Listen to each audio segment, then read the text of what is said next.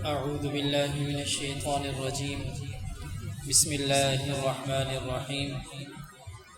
يريدون أن يطفئوا نور الله بأفواههم ويأبى الله إلا أن يتم نوره ولو كره الكافرون. هو الذي أرسل رسوله بالهدى ودين الحق ليظهره على الدين كله ولو كره المشركون. صدق الله العظيم. اللہ رب العزت نے ان آیات کے اندر اہل کتاب کی ایک اور خرابی کا ذکر کیا.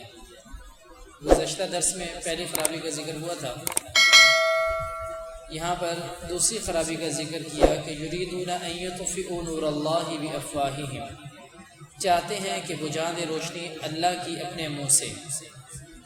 کہ ان کے ذہن میں یہ بات ہے کہ وہ اللہ رب العزت کا جو دین ہے اس کو مٹا دیں. نور اللہ، اللہ کی روشنی سے مراد دین ہے، اسلام ہے، اس سے یہ مراد ہے. ان کی جو کوششیں تھیں، مشرکین تو کھلا انہوں نے اسلام کی مخالفت کی اور اسی حساب سے انہوں نے جنگیں بھی لڑی، اور اسی طریقے سے جو اہل کتاب تھے انہوں نے بھی ہیلے بہانوں سے دین اسلام کو کمزور کرنے کی کوشش کی، اور یہ کوشش کی کہ کسی طریقے سے اسلام ختم ہو جائے اور جو ان کا دین ہے وہ غالب آ جائے. لیکن اللہ رب العزت فرما رہے ہیں کہ یہ ایسا ہوگا نہیں، کیونکہ دین اسلام اپنی پوری آب و تاب کے ساتھ، اپنی پوری وضاحت کے ساتھ، اپنی پوری قوت اور طاقت کے ساتھ قائم ہے اور یہی قائم رہے گا. کیونکہ اللہ رب العزت کی چاہت بھی یہی ہے کہ یہی دین قائم رہے. وَيَأْبَى اللَّهُ إِلَّا أَن يُتِمَّ نُورَهُ، اور اللہ نہ رہے گا بدون پورا کیے اپنی روشنی کے. کہ اللہ رب العزت ایسا نہیں ہے کہ ان لوگوں کو چھوڑ دیں گے اور جس طریقے سے اسلام کے ساتھ معاملہ کرنا چاہیں ویسے کریں گے، ایسا اللہ رب العزت ہرگز نہیں چاہیں گے. وَلَوْ كَرِهَ الْكَافِرُونَ، اگرچہ کافروں کو برا لگے. اور ایک اور جگہ پر اللہ رب العزت فرماتے ہیں وَلَوْ كَرِهَ الْمُشْرِكُونَ، اگرچہ مشرکوں کو یہ بات بری لگے. تو اللہ رب العزت نے جو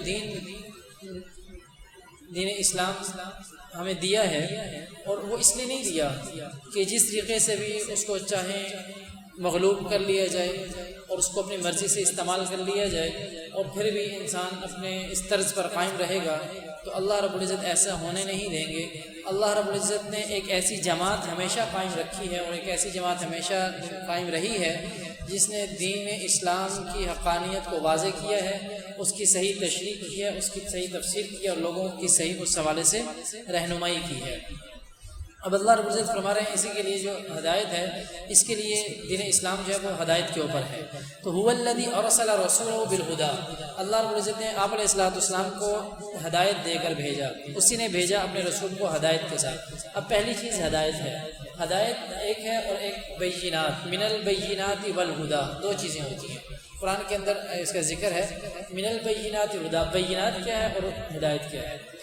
بینات یہ چیز ہوتی ہے کہ جو بالکل واضح قرآن کے احکامات ہوتے ہیں.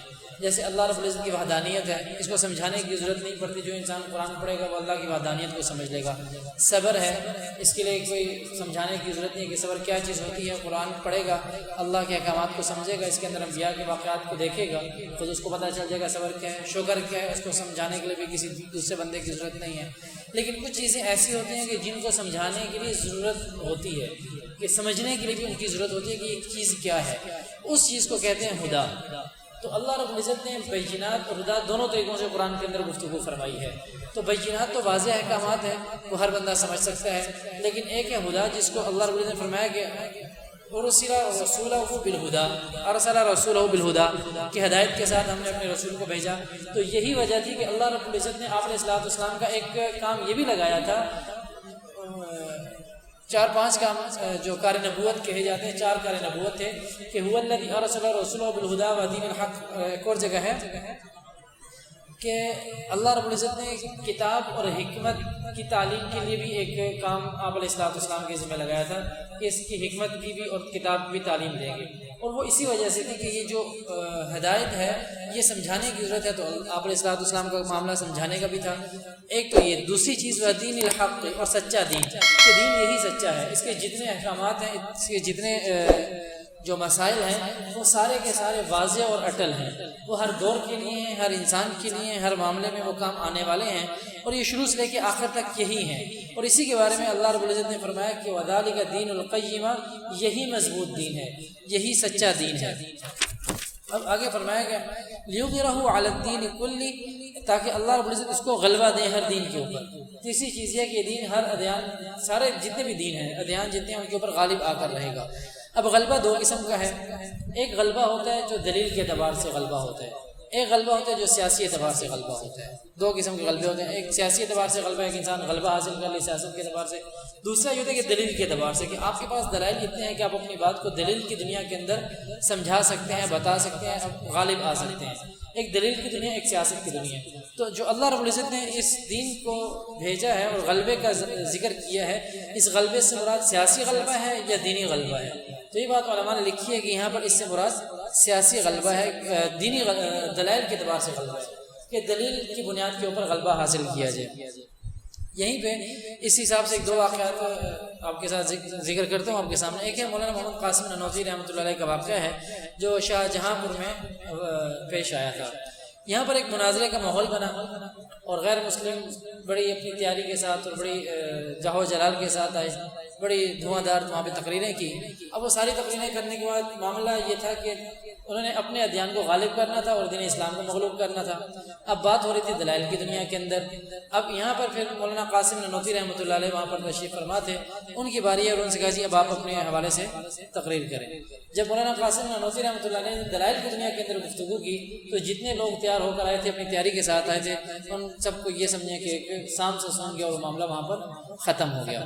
دوسرا معاملہ پیش آیا حاجی امداد اللہ صاحب کے دوست ہیں مولانا رحمۃ اللہ کھیرانوی، ان کے ساتھ پیش آیا۔ ان کے ساتھ جو مناظرہ تھا وہ ایک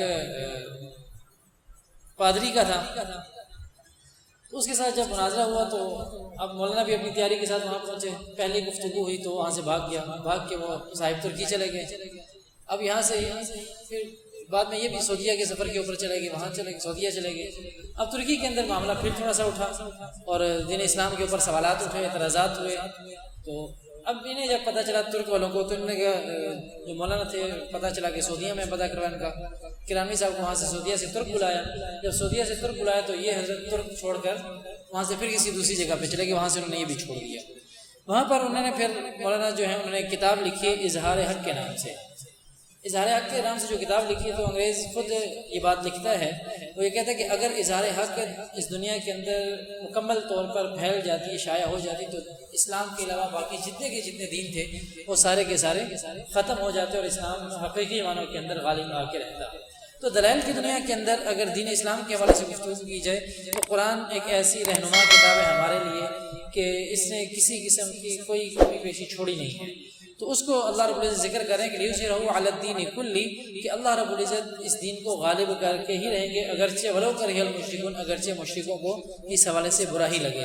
تو جتنے ہیلے بہانے ان لوگوں نے کیے، اہل کتاب نے کیے یا مشرکوں نے کیے، اللہ رب العزت نے سب کو ختم کر کے دین اسلام کو غالب کیا، اور قیامت تک انشاءاللہ دلائل کی دنیا کے اندر یہ دین غالب ہو کر رہے گا۔ اللہ رب العزت سے دعا ہے کہ اللہ رب العزت دین کی ہمیں سے سمجھ نصیب فرمائے۔